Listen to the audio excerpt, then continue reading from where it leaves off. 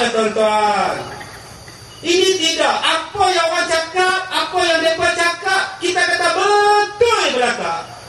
Bukankah kita ada Quran dan hadis untuk kita rujuk? Sayang tuan-tuan, bila kita taksub membabi buta, inilah jadi.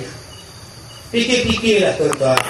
Ingat, perjuangan kita untuk Allah, perjuangan kita untuk Islam. Kalau salah, kita kata salah. Kalau betul, kita kata betul. Inilah yang sebenarnya. Bukan bila salah, kita diamkan. Orang lain salah, kita nampak. Orang lain tak betul, kita nampak. Tapi salah kita betul, kita diamkan. Inilah punca kerosakan dia tuan-tuan. Tuan-tuan yang dirahmati Allah, mudah-mudahan Allah memberikan hidayah dan keampunan kepada kita bersama. Kita ambil kebaikan, kita ambil keputusan yang terbaik. Marilah bersatu atas nama Islam, mempertahankan Islam, mendaulatkan Islam. Inilah perjuangan yang benar tuan-tuan. Jangan tunduk, jangan pesongkan daripada ajaran yang sebenarnya semata-mata nak mencari redha sekutu-sekutu. Tambah-tambah lagi, sekutu itu tidak pernah bertauhid kepada Allah, tidak pernah sujud kepada Allah.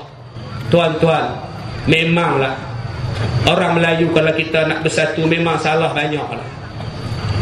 Tapi kena ingat, saya nak tanya pada tuan-tuan, tuan-tuan dah kahwin dengan isteri tuan-tuan 30 tahun. Ada tak tuan-tuan puas hati semua dengan isteri? Cita-cita. Udah 30 tahun kahwin, ada puas hati semua? Tidak Ustaz. Apa yang tak puas hati? Cita-cita. Ya awak tak puas hati Ustaz, dia masaknya lambat. Saya balik rumah 3 jam baru dia masak Ustaz. Udah lapar hilang dari bau siap Ustaz. Atau abang haji tak cerai kan dia? Hidup oleh Ustaz. Kenapa tak cerai udah masak lambat? Dialah yang melahirkan anak saya Ustaz. Dialah yang menjaga saya Ustaz. Dialah yang basuh baju saya Ustaz. Dialah yang potong bawang, potong ikan Ustaz. Dialah yang layan saya Ustaz. Dialah yang korban untuk saya Ustaz. Semua dia. Takkan lambat masak pun saya nak ceraikan dia Ustaz. Ada baca. Akak-akak sesuai ke? Setuju semua ke dengan suami? Tidak. Nyampah Zawi. Cerita apa yang menyampah? Jadi dia isap curut. Bila nak padam cerut, dia padam kat dinding Ustaz. Udah hitam dinding saya. Ada akak tak minta cerai ke? Minta lah cerai. Tidak lah Ustaz. Gelang ni dia yang beli. Rantai ni dia beli Ustaz. Rambut saya pun karang-karang rebonding pun dia bagi duit. Rumah ni dia bagi Ustaz. Buat apa pasal ceruk punya pasal saya nak tak cerai. Tuan-tuan, kita orang Melayu, Tuhan satu, Nabi kita sama, Al-Quran kita sama, kiblat kita sama, raya kita sama, puasa sama, haji sama, bahasa sama, sekolah anak sama, PIBG sama, belancan pun sama, pergi pasar pun sama, keturunan pun sama, hari Jumaat semayang pun sama. Yang tak sama bendera ya.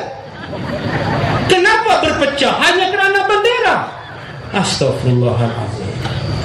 Yang dengan dema langsung tak sama.